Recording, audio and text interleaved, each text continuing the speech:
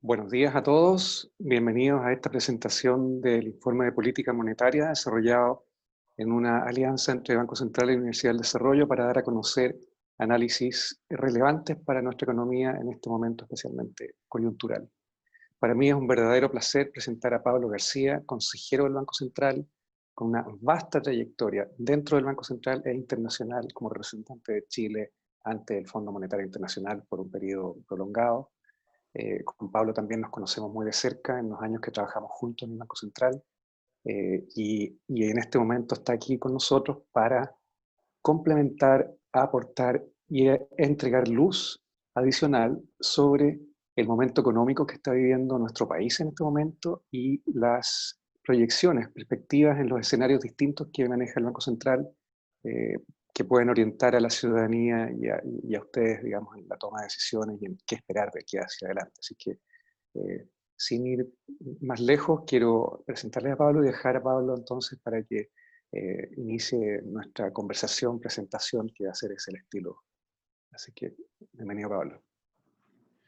Muchas gracias, Cristian. Es un placer estar acá junto con la UDD para hacer la presentación del IPOM. Como ustedes saben, la semana pasada se presentó ante el Senado. Esta es una versión un poquito más breve. Y mi presentación debe durar unos 40 minutos y después podríamos pasar a preguntas de la audiencia que con gusto podré ir respondiendo. Creo que los cuatro principales mensajes de este IPOM están representados por estas láminas. En primer lugar, ha habido una paulatina mejora de la situación sanitaria. Hay que recordar que la situación sanitaria y la pandemia es el shock fundamental que está afectando a la macro, y por lo tanto su evolución es el determinante último de cómo le vaya a la economía. Inicialmente, entre marzo y mayo, esto provocó una caída muy significativa de la actividad económica y de la demanda. Una forma de entender esto es que el shock de la pandemia constituye un deterioro de la productividad de todas aquellas actividades económicas que involucran interacción social. Y por lo tanto se produce este cierre o este lockdown, ¿cierto?, de actividades vinculadas a ese tipo de cosas, lo cual tiene además efectos de rebote o amplificadores en el resto de la macro. El efecto negativo, el impacto negativo sobre el resto de la economía se manifiesta por impactos en el mercado laboral, en el flujo de caja de las empresas, en hogares que han recibido un fuerte golpe a sus ingresos y que, por lo tanto, eso lleva a rondas sucesivas o contracciones adicionales de la actividad y de la demanda. Lo que nosotros estamos como Banco Central embarcados, junto con otras políticas complementarias, ¿cierto?, de otras autoridades, es tratar de apoyar al sector productivo y apoyar a las personas en este momento de dificultad, de forma de que puedan sobrellevar un periodo de bajo nivel de ventas, bajo nivel de ingresos, y poder llegar a cuando la situación se tienda a normalizar, que obviamente va a depender, como dije, de la evolución de la pandemia. Ese es el shock último que está afectando a la macro. Ahora, hay distintas realidades a nivel internacional. Vemos que la pandemia ha tomado dinámicas que son bien diversas en distintas partes. Un impacto muy fuerte inicialmente en China y en Europa, que tendió a moderarse, pero después con fuertes rebotes en términos de los contagios, sobre todo en España. En Estados Unidos, este periodo como en dos tiempos, con distintas zonas geográficas que han sido afectadas con distintos momentos, pero también en lo más reciente se ha visto una disminución de los contagios. Y en Latinoamérica, con historias también similares, donde Chile tuvo un incremento muy fuerte en un primer momento, pero con reducciones que han sido más bien sostenidas, y otros lugares donde los aumentos han continuado sin un control mayor. Hay mucha heterogeneidad entre países en esto. Yo creo que eso tiene sus virtudes, que permite ir aprendiendo. Vamos a ir aprendiendo de lo que pasa en otras partes y podemos ir mejorando nuestras propias medidas de control. Lo que sí hay que destacar es que, aparte de la tasa de contagio, la tasa de letalidad ha también variado bastante. En el conjunto de la economía o los países uno observa que el primer periodo fue un periodo de mucha mortandad, con una tasa de letalidad muy elevada. Pero que en esta segunda etapa, entre junio y agosto, la tasa de letalidad ha tendido a disminuir. El caso de Chile es interesante porque la tasa de mortalidad en general ha sido bastante baja, tanto en el primer momento como lo que estamos viendo hoy día. lo cual habla de un sistema sanitario que ha permitido acotar, ¿no es cierto?, los eventos más de cola o las situaciones más extremas que no observó en algunos países donde los sistemas sanitarios se vieron totalmente sobrepasados. El efecto macro a nivel global ha sido muy intenso, con caídas en la producción industrial, con caídas en las ventas minoristas, en magnitudes muy intensas, ¿no es cierto?, de 20, 25, 30% incluso, pero después, a medida que las tasas de contagio se fueron amortiguando, vemos que se ha producido un cierto rebote, con alguna mayor intensidad en algunas partes. Por ejemplo, en China el rebote ha sido muy intenso, ya están de hecho con niveles de producción industrial por encima de los niveles prepandemia, y en otros lugares como en Estados Unidos donde esto se ve un poco más suave. La política de los bancos centrales, por supuesto, ha sido muy agresiva. Esto se manifiesta en aumento de los balances de los principales bancos centrales del mundo por varios decenas de porcentajes del PIB. Chile también es un caso interesante, donde somos un país emergente, pero hemos tenido una política monetaria o crediticia que ha permitido que el balance del Banco Central se incremente también de manera bastante relevante. Voy a mencionar un poco más de eso en lo que viene, pero aquí yo creo que hay que destacar que frente a este momento de corte de los flujos de caja, ¿no es cierto?, y golpes fuertes en los niveles de ingreso, lo que se produce es una gran demanda por liquidez y seguridad, un incremento de la demanda por dinero de parte de todos los agentes, y en la medida que la emisión monetaria sea creíble, en la medida que hayan expectativas de inflación que estén bien ancladas, ese aumento en la demanda por dinero puede ser satisfecha con emisión monetaria y, por lo tanto, con un aumento en el balance de los bancos centrales que puede ser bien sustancial. El caso de Chile es similar, ¿no es cierto?, a lo que ocurrió en otras partes. Gracias a estas medidas tan extraordinarias, lo que se ha producido es, por supuesto, una estabilización de los mercados financieros. Hubo una caída libre en los mercados financieros por ahí, por marzo, fines de marzo, principio de abril, muy fuerte, muy intensa, que logró ser contrarrestada, y después distintos países han evolucionado de esta forma. Vemos que en Chile la evolución de la bolsa no ha sido tan favorable como otras partes, posiblemente debido a cosas más idiosincráticas, entre las cuales también podremos conversar si es que hay preguntas.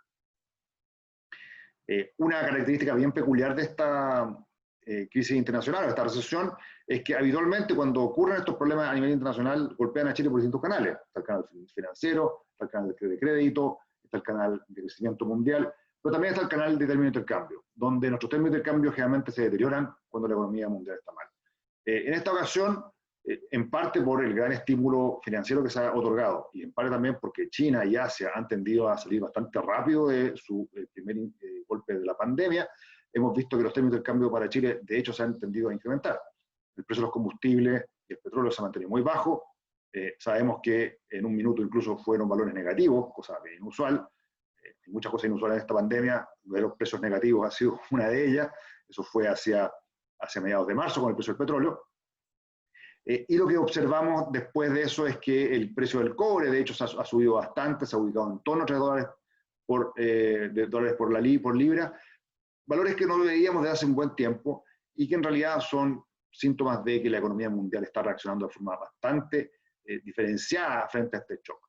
Este es un fenómeno que, por supuesto, para Chile es bastante beneficioso, dado que la magnitud del shock que estamos observando a nivel mundial. Acá vemos cómo el segundo trimestre fue un punto de caída muy intenso en la actividad económica, en una cantidad de economías. Chile no fue la excepción. Vemos otras economías donde las caídas han sido mucho mayores en ese minuto, 25 o 30%, pero después de un primer trimestre donde, de hecho, en Chile la noticia fue favorable. En algunas economías europeas y asiáticas tuvimos que el primer trimestre no fue bueno, producto de los primeros golpes de la pandemia. En el primer trimestre en Chile veníamos de una recuperación después de la contracción por la crisis social de fines del año pasado, así que en promedio en la economía chilena ha tendido a tener una contracción no tan insignificativa en el primer semestre como en otros lugares. La actividad acá vemos, bueno, en muchos países latinoamericanos, como la caída ha sido bastante intensa, pero la actividad en Chile ha tendido a ser menor que en otras economías de la región. Hay que tomar en cuenta que, por ejemplo, la producción minera en Chile no se ha tendido a detener producto de la pandemia. En otros países la producción minera sí se detuvo producto de la extensión de las cuarentenas. Eso no ha sido el caso en nuestro país. Ahora, en lo más reciente, uno sí observa que el punto más bajo pareciera que ya pasó en una cantidad importante de sectores. En particular en el comercio y en algunas otras actividades como el transporte y los restaurantes. La caída más importante se produjo por ahí por abril y mayo, durante el segundo trimestre, pero ya estamos observando algún grado de rebote, como vemos ahí en la línea verde que corresponde al comercio. Esto posiblemente tiene que ver con la capacidad que ha tenido la economía para adaptarse a las cadenas logísticas que se han podido ajustar, a la distribución online que ha sido muy activa, todos estamos comprando online, y eso ha sido una innovación tecnológica, si ustedes quieren, que ha permitido que esta contracción ya comience a moderarse. También vemos que es interesante que algunos sectores como la industria, o los servicios financieros, o la agricultura, ha tenido una reacción bastante más moderada frente a esta crisis. En general, los procesos manufactureros han sufrido menos con la pandemia, porque son menos asociados a interacción personal directa. También todos los servicios que pueden materializarse vía teletrabajo, como los servicios educacionales o incluso los servicios financieros, han tendido a sufrir bastante menos. Y también la agricultura ha seguido en Chile funcionando relativamente a un buen nivel.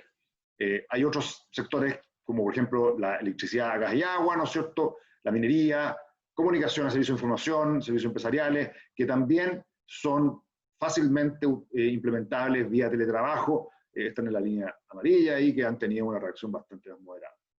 La noticia no tan positiva, por supuesto, es el lado de la construcción, que tuvo una reacción más bien moderada al principio, pero ha tendido a profundizarse en lo más reciente. La construcción es el sector que está hoy día todavía contrayéndose. Y es un tema que, por supuesto, hay que mirar con cuidado, mirando hacia adelante cómo vienen las perspectivas para el próximo año. Otros fenómenos interesantes que han pasado con esta pandemia es que el mercado laboral ha tendido a reaccionar de manera un poquito distinta a como lo hace habitualmente en las recesiones.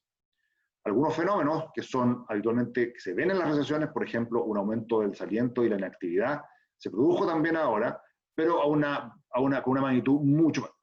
Ha habido un incremento de la inactividad muy intensa, producto de que buscar trabajo es una actividad de cierta forma complicada, porque hay riesgos de contagio. Por otra parte, el empleo informal o el empleo no asalariado, el cuenta propia, que en general en las recesiones tendía a funcionar como un colchón, a incrementarse cuando el mercado laboral estaba débil. Hoy día estamos viendo que se produce algo que ha sido lo contrario. El empleo informal, que lo vemos en el gráfico de la izquierda con esas barras verdes, ha tendido a caer de manera muy, muy, muy intensa, en particular porque justamente la interacción informal tiene que ver con relaciones personales y por lo tanto ha tenido dificultades en funcionar como un colchón amortiguador de la caída del empleo. Entonces, el mercado laboral ha tenido un efecto bastante intenso y eso hay que tomarlo en cuenta porque es una característica especial de esta recesión. Bueno, las medidas de apoyo se hayan ido poniendo en línea. Uno ve que los ingresos laborales de los hogares cayeron muy fuertemente el segundo trimestre y el tercer trimestre, en torno a 30-20%, y obviamente hubo una cantidad de iniciativas de política pública que se han puesto en línea para apoyar esta situación. Hay rezagos en la implementación de esto, producto de los procesos legislativos, como esto ocurre, pero ya en el tercer trimestre uno espera que estas medidas de apoyo a los ingresos de distintas personas de distintos estratos puedan contribuir a compensar casi la totalidad de la caída de los ingresos de las personas. Por supuesto, también la aprobación del retiro del 10% de la AFP ha llevado a una mayor actividad por el lado del consumo. En el gráfico de la derecha uno observa que a partir del monto registrado en boletas electrónicas, que es datos de alta frecuencia, uno observa que luego de la publicación en el diario oficial de esta ley que permitió el retiro del 10%, este cambio constitucional que permitió el retiro del 10% de la AFP, las ventas en las grandes tiendas se han multiplicado por más de 100%, o sea, se han duplicado las ventas en las grandes tiendas, han subido también fuertemente las ventas en supermercados y farmacias, lo que demuestra que hay cierto relajamiento de condiciones de liquidez producto de esta legislación y que ha llevado a un incremento del consumo. Ahora, lo que hay que tomar en cuenta es que el punto más de fondo que está detrás de todo este proceso es justamente el relajamiento también de las restricciones cuantitativas asociadas a que la pandemia se ha tendido a ir morigerándose en Chile. Acá vemos como, bueno, uno ve el gráfico de Chile, el mapa de Chile, y ve que muchas zonas todavía están en etapa 1 de cuarentena. Pero en términos de lo que son aquellas con mayor población y donde se concentra la actividad económica, que son la región metropolitana los alrededores, uno observa que ha habido un desplazamiento alejándonos ya de la etapa número 1, lo que ha permitido entonces que la actividad económica retome ritmos más altos. Si uno observa la tabla a la derecha, vemos que en el pic de la pandemia durante el mes de julio, alrededor de un 60% de la población nacional estaba con cuarentena, lo que representaba alrededor del 70% de la actividad económica. En agosto, como esto se ha ido relajando, el punto de mayor relajamiento ha permitido reducir la población en cuarentena de 60 a 40%, por lo cual la actividad económica sujeta a esta cuarentena también ha bajado de 70 a 47%. O sea, esto obviamente permite entonces un empujón económico producto de que el shock inicial, ¿no es cierto?, el shock fundamental que está afectándonos, que es la pandemia, ha tendido a tener un nivel de control mayor que hacia el segundo trimestre. Hay efectos más de mediano plazo. Uno ve que la inversión ha tenido una contracción respecto a las perspectivas que se esperaban habitualmente. Habitualmente uno espera con los catastros que se recopilan, estas encuestas que se hacen de proyectos de inversión, que haya una secuencia de proyectos que están en línea durante los próximos años. Esa secuencia hoy día es bastante más amortiguada de lo que pensábamos. Esto se compensa en parte por un plan de inversión pública que ha sido anunciado, que es bastante importante para los años 2020 y 2022. Pero obviamente la inversión es un sector que va a tener un efecto. Por el lado de la inflación, obviamente la inflación es una variante muy importante para efectos de la estabilidad macro más de mediano plazo. Y ahí uno observa que en general, en promedio, la inflación se ha mantenido bastante cercana a nuestra meta de 3%. Hubo un incremento inflacionario hacia principios de año asociado con los alimentos, que producto de restricciones logísticas, problemas de distribución, tanto por la pandemia como por el estallido social, sobre todo impactó a los alimentos. Los alimentos hubo una multiplicación desde el orden de 2 hacia mediados del año pasado hasta cifras de orden de 6 hoy día. Y además el efecto del tipo de cambio le pegó a otros componentes del IPC. Entonces uno ve como el IPC se acercó a 4, pero después, producto del efecto desinflacionario de la pandemia, asociado a que hay muchas holguras de capacidad, a que el mercado laboral está débil, a que el consumo se ha resentido, hemos tenido una mitigación de ese aumento y la inflación hoy día está, de hecho, un poco por debajo de la meta. Ha sido un desafío para el Banco Central, entonces, conducir política monetaria para apoyar la economía, pero además porque es necesario que la inflación uno considere que se estabilice en la meta, que es 3%. Que estuviera por debajo de eso de manera prolongada y que se piense que la inflación va a estar por debajo del 3% por un periodo muy prolongado, puede ser una situación que complique más todavía los esfuerzos de recuperación de la economía. Ahora, aquí hay una tabla sinóptica que muestra el conjunto de medidas que el Banco Central ha tomado. El Banco Central ha ido mucho más allá de la política monetaria convencional de fijar la tasa de interés interbancaria a un día. Hoy día estamos en el mínimo técnico de 0,5%. Se han aplicado distintas medidas de liquidez y de inyección de liquidez tanto en moneda nacional como en moneda extranjera, con distintos tipos de facilidades. Eso incluye también facilidades que han permitido suavizar el ajuste de los fondos de pensiones frente al retiro del 10%. Es muy importante también mantener el flujo en efectivo. Cuando hay momentos de tensión y de incertidumbre, aumenta la demanda por dinero y eso incluye también la demanda por efectivo. En este mismo momento en que se está produciendo el retiro del 10%, eso produce que haya una gran demanda por efectivo también, y es importante hacerlo de forma segura, de acuerdo a las recomendaciones de la OMS. Y hemos tomado también varias medidas no convencionales que han contribuido entonces a aumentar el apoyo que el Banco Central hace a la macro para evitar episodios de inestabilidad financiera y fomentar, ¿no es cierto?, esta política monetaria más expansiva. Ahí creo que hay que destacar básicamente dos cosas. Uno, estas facilidades de financiamiento a la banca vinculadas a la evolución de la cartera de créditos, en particular aquellos créditos más asociados a empresas chicas y vinculadas al FOGAPE en lo más reciente, y también la otra parte que ha sido la compra de activos financieros, de forma de mantener condiciones de financiamiento a mediano plazo más convenientes para el sector financiero y el resto de las actividades que dependen de ese financiamiento. En su conjunto, la compra de bonos de activos financieros más la facilidad de financiamiento a la banca vinculada al crédito alcanza cerca del 20% del PIB. O sea, estos son magnitudes bien significativas que son un reflejo que se va a reflejar luego en el momento del balance del banco. De hecho, aquí tenemos el balance del banco. Hay un recuadro en el IPOM donde se muestra la evolución de este balance. Estamos viendo cómo se produjo ya un incremento muy fuerte este año y donde esperamos que continúe hacia adelante. Esto debiese llevar al balance del banco alrededor del 35% del PIB, desde niveles en torno al 17, o sea, una duplicación prácticamente del balance, del tamaño del balance del banco. Y como dije al principio, acá uno ve los pasivos y los activos, pero hay que destacar que lo esencial acá ha sido una emisión monetaria asociada a una mayor demanda por dinero y mayor demanda por liquidez, por razones precautorias, por razones de la pandemia, por el tema del 10%, donde ese aumento de la demanda por liquidez se materializa en una mayor demanda por dinero y que el Banco Central puede implementar con una ampliación del tamaño de su balance. Es interesante acá también destacar que esto muestra la importancia de tener una moneda que sea confiable y en una economía que no es dolarizada. En economías dolarizadas, cuando se producen estos momentos de incertidumbre y mayor demanda por liquidez, lo que se produce es una demanda por dólares. Y por supuesto el Banco Central de Chile no produce dólares. Entonces eso puede llevar a tensiones cambiarias y financieras mayores. Pero como hay confianza en nuestra moneda, en su poder adquisitivo, en la meta de inflación, esta mayor demanda por seguridad se va a demanda por pesos, que nosotros perfectamente podemos facilitar en la medida que se mantenga la meta de inflación, que ha sido el caso. Hay distintas características también de este proceso de apoyo a la macro que han sido bien interesantes. Acá, simplemente mirando los números, es bien notable que el crédito a las empresas, a diferencia de los fenómenos recesivos habituales que nosotros hemos visto en nuestra historia y que también se ven en otras partes del mundo, ha tenido un comportamiento muy contracíclico. Es decir, en vez de contraerse el crédito, como ocurrió para la crisis financiera global en 2008-2009, como ocurrió para la crisis asiática, donde en medio de una recesión el crédito se iba contrayendo, en esta ocasión el crédito ha ido aumentando a tasas bastante elevadas.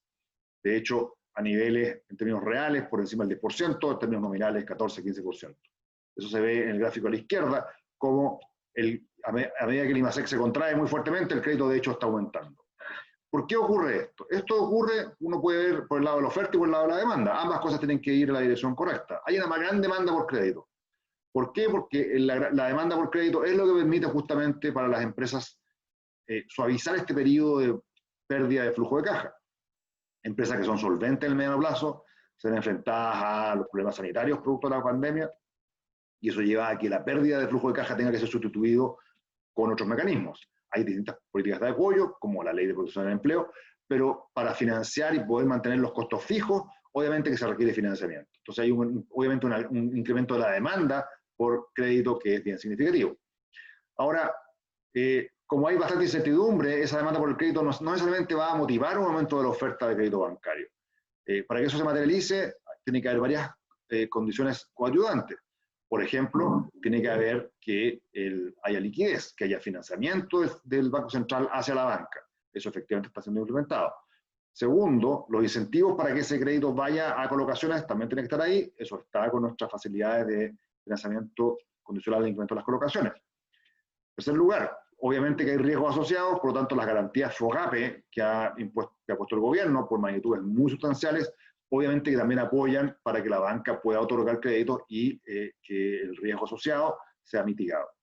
En cuarto lugar, hay obviamente una necesidad de reprogramar, de poder pasar cuotas que tú tenías que pagar hoy día o créditos que querías hacer rollover que puedan ser hechos con mayor facilidad. Para eso el regulador financiero, la CMF, ha dado waivers y el Banco Central también han dado waivers para la normativa de liquidez, de forma que los bancos puedan hacer estas reprogramaciones de forma efectiva sin que les provoque tensión en sus indicadores regulatorios. Entonces uno ve acá que es una economía que no está dolarizada, una economía que tiene fundamentos financieros e institucionales, ¿no es cierto?, importantes para poder enfrentar este aumento de la demanda por liquidez y demanda crediticia. Todas las medidas tienen que ser coordinadas y lo que uno observa es que eso efectivamente ha ocurrido en Chile, en términos de que tanto la política crediticia del fisco, la regulatoria de la CMF y la política de liquidez y monetaria del Banco Central han ido en la misma dirección y han permitido que esta gran demanda por crédito, por liquidez, de hecho, se materialice. Creo que esto es algo bien sorprendente, como lo mencioné, es algo que ocurre en algunos países avanzados, también ha ocurrido en otros países emergentes, pero no muchos, y es un síntoma de que por lo menos el crédito está fluyendo en magnitudes relevantes a los sectores que se necesitan. Como mencioné, también ha habido una cantidad significativa de reprogramaciones, casi 1,5 millones de reprogramaciones de créditos. Por supuesto, una reprogramación que lo que implica que el originador del crédito deja de recibir las cuotas del crédito que otorgó y las posterga para después. Eso produce un estrés de liquidez, porque va a haber un descalce entre los desembolsos que la entidad financiera hace y los ingresos que está recibiendo. Eso llevaría a una tensión en los indicadores regulatorios, pero el regulador, ¿no es cierto?, hace este waiver, el Banco Central también permite hacer waivers en este sentido, y con eso se permite que en el fondo estas programaciones se materialicen. Los créditos FOGAPE también han sido cursados con magnitudes muy importantes, más de 200.000, y con una gran mayoría a las empresas pequeñas, que es justamente las que uno quiere que estas facilidades vayan destinadas. En el informe nosotros tenemos un recuadro especial donde vemos este tema y donde cruzamos información crediticia con información de ventas. Es decir, podemos ver qué empresas son las que están recibiendo las garantías, los créditos, ¿no es cierto?, y qué características tienen. Entonces, lo que es interesante, uno lo ve en el gráfico de la derecha, por ejemplo, que hoy, a junio, esencialmente todas las empresas están recibiendo crédito, independiente de su tamaño. Lo cual es muy importante, porque habitualmente cuando se producen recesiones, lo que va a pasar es que las empresas más pequeñas, que tienen menos historia crediticia, que tienen menos reputación, que quizás tienen más riesgo, se ven más afectadas que las empresas grandes. Lo que uno observa en el gráfico de la derecha, que desde que se gatillaron los créditos FOGAPE, por ahí por mayo, todas las empresas, independientemente de su tamaño, han tenido acceso a mayor crédito. En el gráfico de la izquierda, uno ve que, en la línea roja, por ejemplo, uno ve que aquellas empresas que han tenido una caída muy importante de las ventas han sido las que han recibido mayor cantidad de crédito.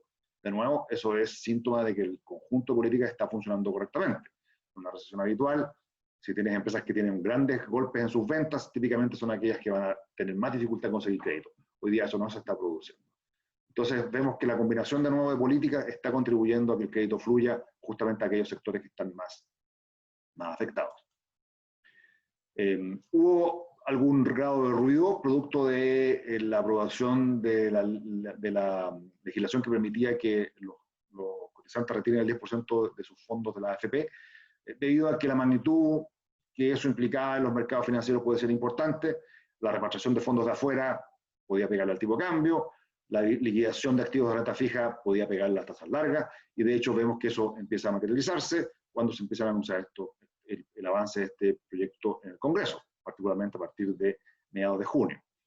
Ahí el Banco Central y otros reguladores adoptaron una serie de medidas para facilitar que este ajuste fuera lo menos distorsionado posible, y de hecho eso ha sido exitoso en ver que en realidad los precios de activos financieros, el tipo de cambio y la bolsa, perdón, los tipos de cambio y la tasa de los bonos a largo plazo se han tendido a estabilizar. Sin embargo, la bolsa, como mencioné anteriormente, se mantuvo abajo. Los activos bursátiles no son parte del tipo de instrumentos que son sujetos a estabilización por parte del Banco Central, más bien responden a la visión de futuro de crecimiento de la economía, y uno está observando hoy día que, de hecho, la actividad económica, ¿no? Obviamente está siendo resentida y hay fundamentos que llevan a que la actividad bursátil se vea más afectada. Con esto tenemos nuestras previsiones de crecimiento justamente.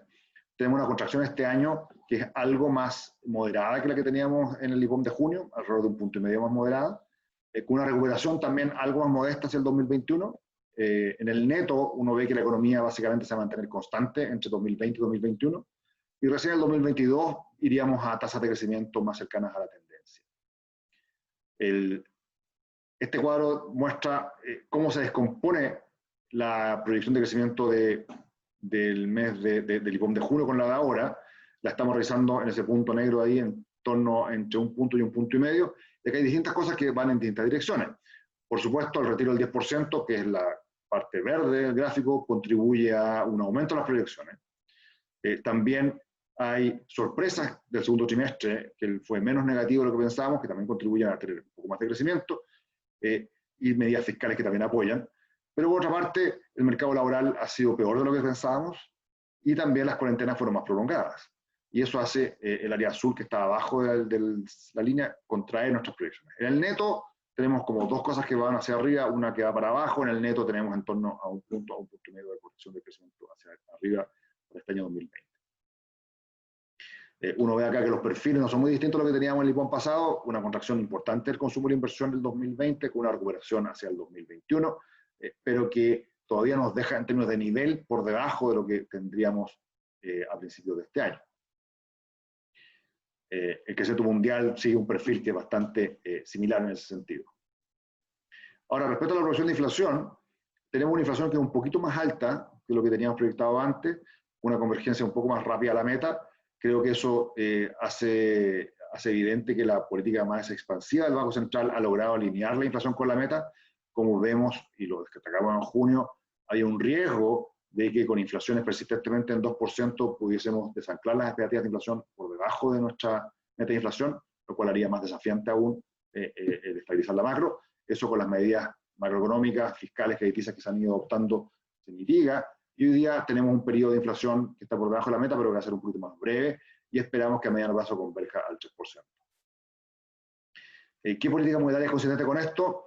Bueno, este gráfico muestra la trayectoria de la TPM, que está en su mínimo técnico de 0,5 desde hace algunos meses atrás, y que se anticipaba en junio que podía haber en escenarios positivos, en escenarios donde la economía efectivamente empezaba a retomar mayor vigor y la inflación empezaba a estabilizarse, podríamos tener una alza en la TPM hacia mediados del año 2022. Hoy día estamos observando algo que es muy similar, es el área más bien azul que vemos en el gráfico, el área roja es lo que teníamos en junio, y como ustedes ven, básicamente son las mismas, simplemente que estamos agregando un trimestre más en nuestro horizonte, producto que ha pasado el tiempo.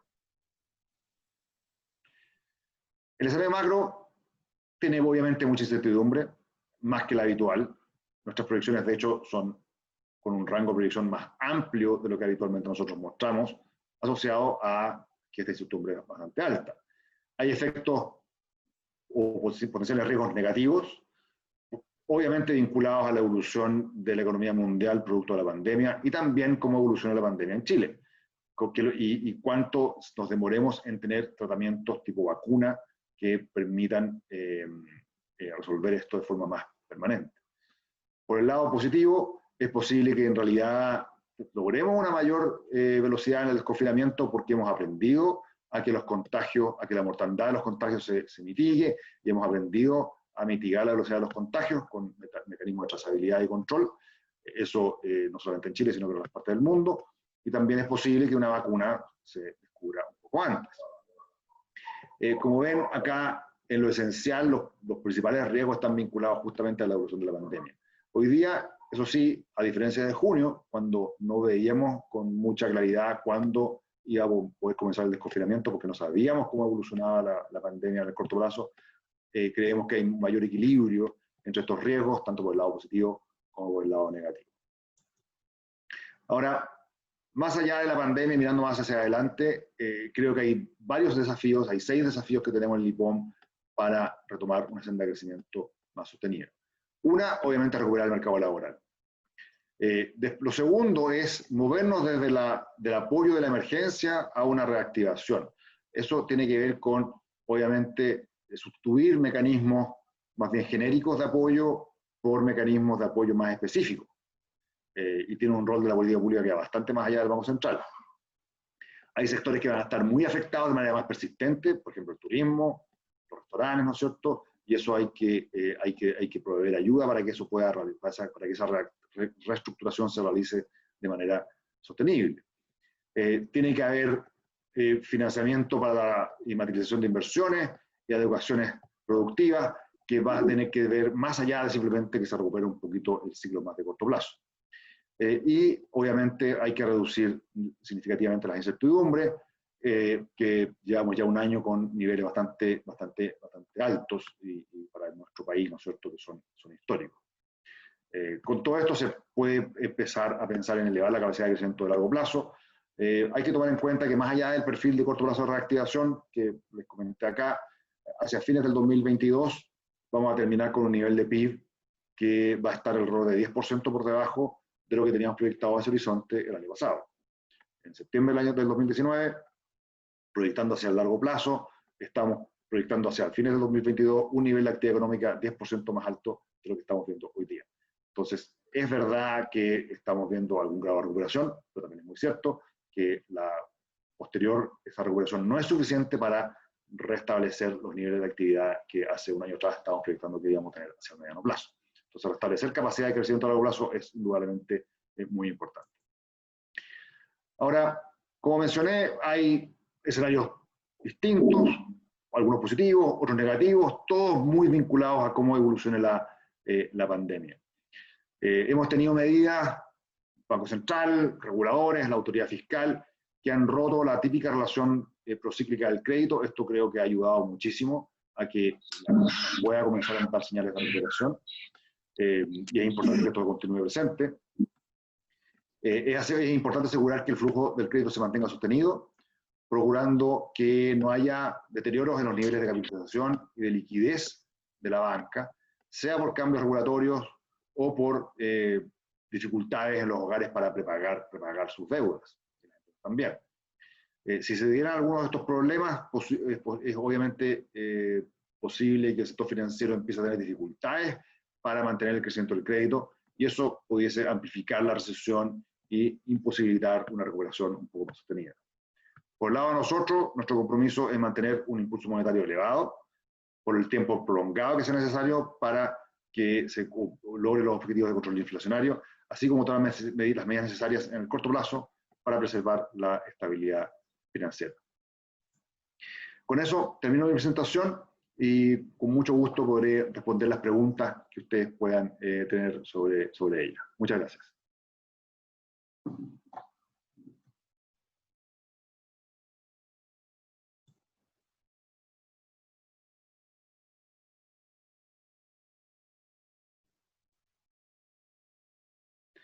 Aquí veo una pregunta que salió en el chat, la puedo leer y la podré responder. En el año 81, el Estado compró activos incobrables con la finalidad de evitar la quiebra de la banca en Chile. Hoy el Estado requiere un apoyo importante de la banca. Sin embargo, se percibe que no ha sido así. Los bancos siguen con los precios comerciales con muy poca proactividad para la agilidad crediticia para ir en ayuda a las pymes.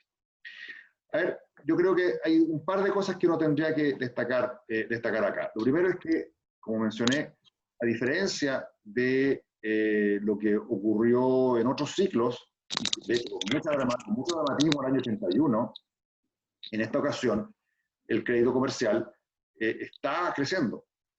Y el crédito comercial está creciendo en particular con un foco importante en las empresas más pequeñas. Entonces, creo que hay que sí destacar que ha habido un aumento del crédito, no una contracción, con una diferencia bastante significativa respecto a otras ocasiones.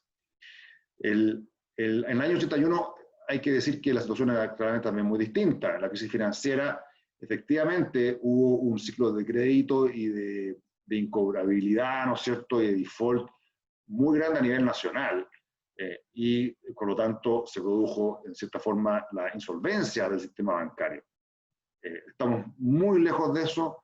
El sistema bancario en Chile está enfrentando esto con un punto de vista de bastante solidez, también en el mundo.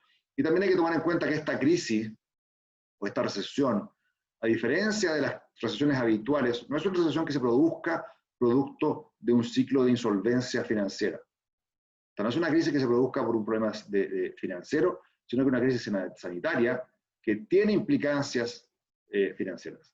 Por lo tanto, el esfuerzo de la política pública es justamente que el sistema bancario y financiero pueda proveer el crédito. Como hemos visto, eso ha ido ocurriendo, por supuesto siempre puede ser un poco más, pero no está yendo en la dirección de exacerbar la profundidad de la crisis, sino que está llevando a mitigarla.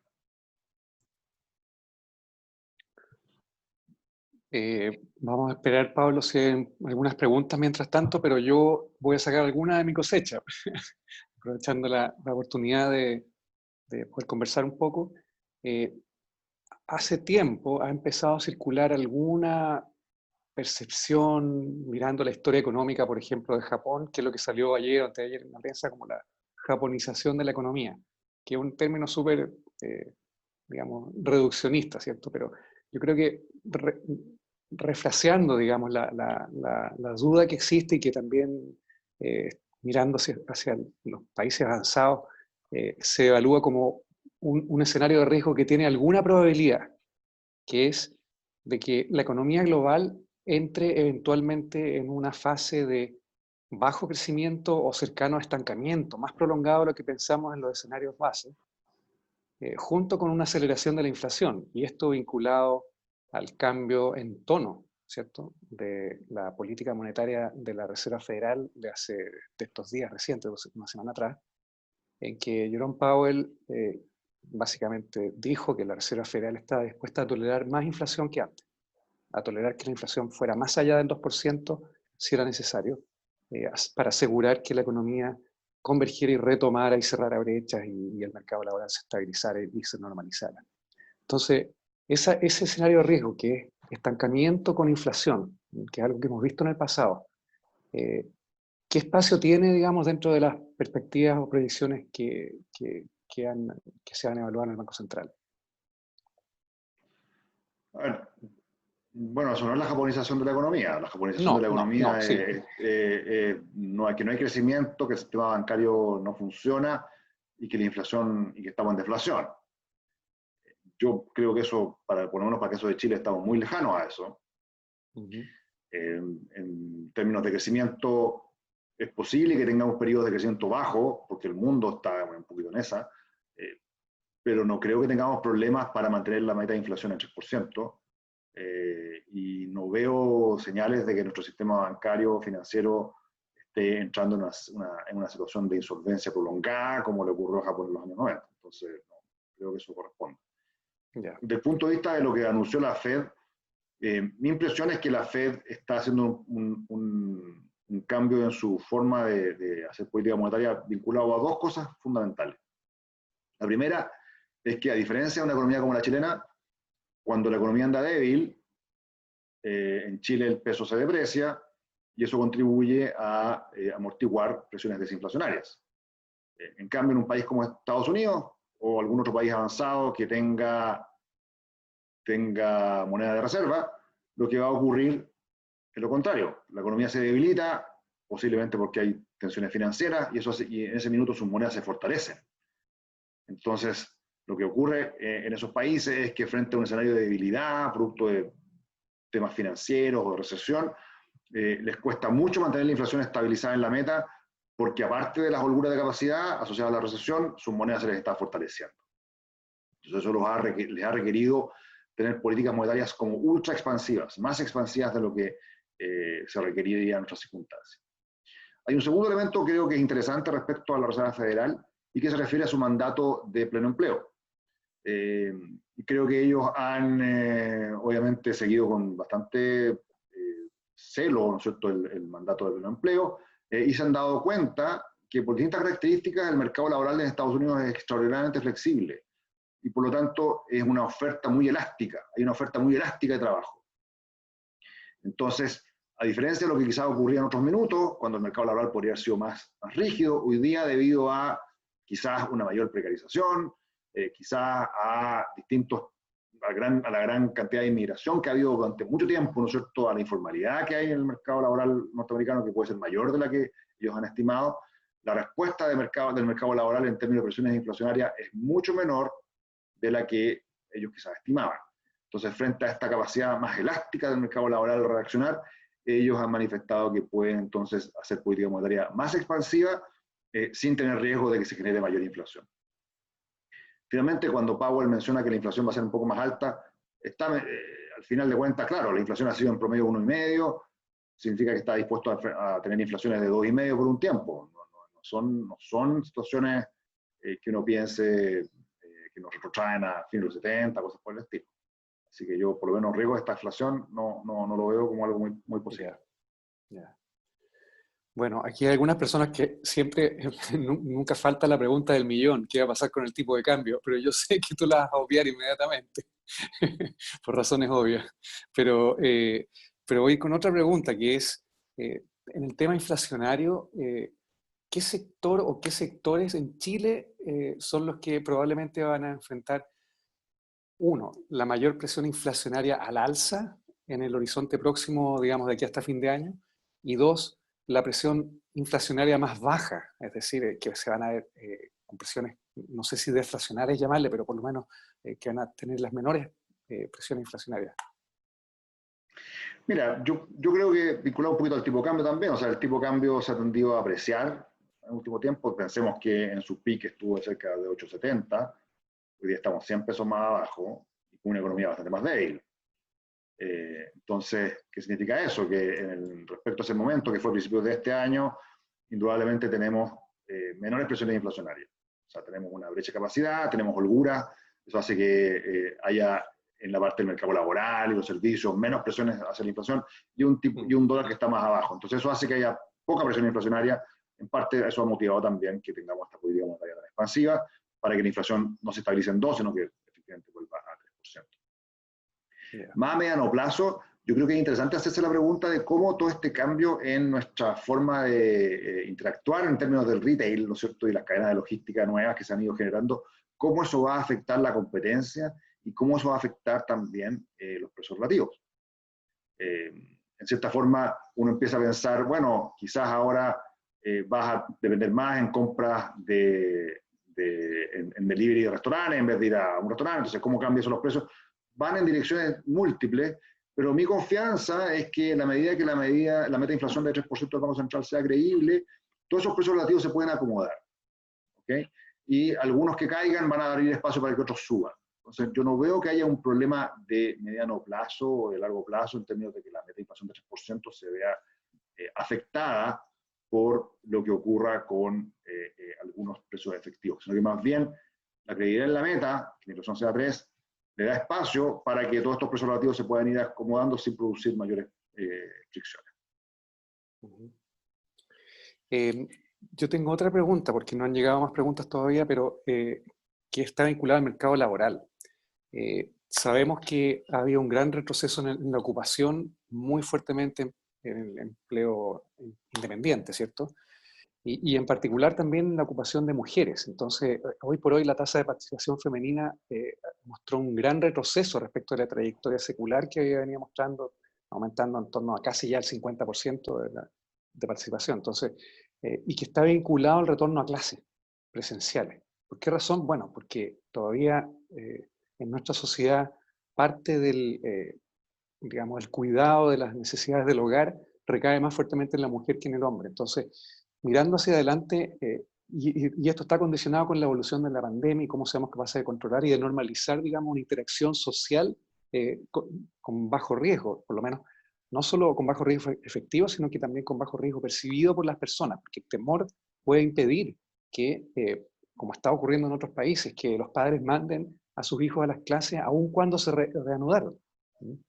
O que los trabajadores vuelvan a actividades de alto riesgo, como faenas en las cuales hay mucha interacción o en ambientes confinados.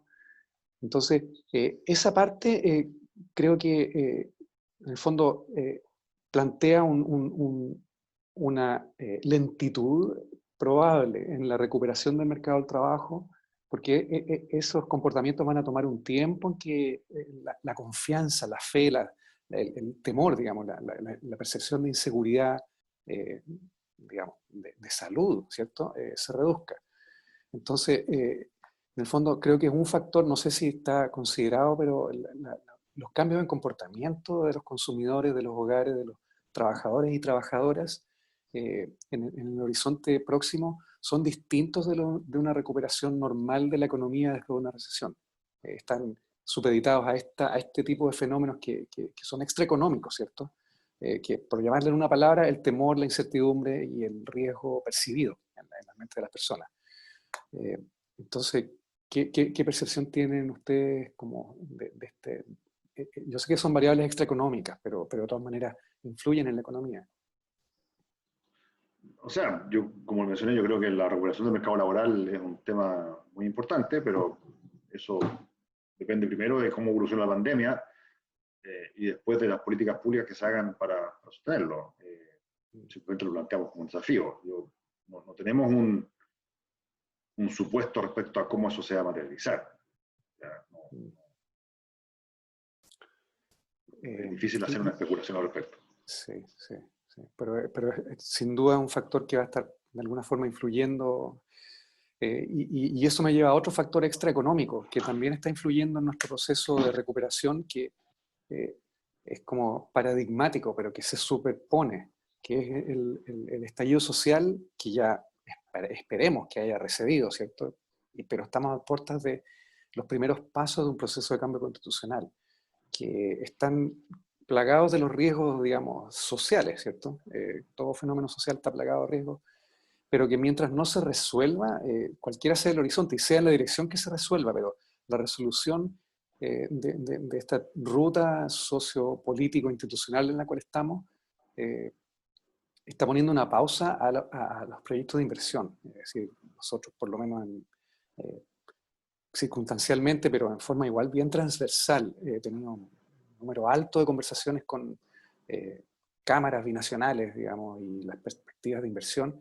Y el riesgo número uno que ellos visualizan en este momento, junto con el COVID, es lo que sea el proceso político institucional en el cual estamos embarcados. Entonces, la manifestación que han hecho es que ante la duda han puesto pausa, y eso puede correr por un canal paralelo al de, o sea, aun cuando la recuperación de la economía por efecto de la pandemia sea positiva, este riesgo pone un freno fuerte, según la percepción de los inversionistas, a sus decisiones de mediano y largo plazo. Entonces, en el fondo estamos como, en un escenario de doble riesgo, y ambos de razones extraeconómicas en su fuente original. ¿Le atribuyen ustedes alguna, o sea, está incorporado de alguna manera escenarios de riesgo en las proyecciones, escenarios de riesgo en este ámbito institucional político? O sea, yo te diría que, como lo mencioné, creo que más a mediano plazo, como perspectiva mediano plazo, es importante reducir la incertidumbre. Creo que eso es bien evidente.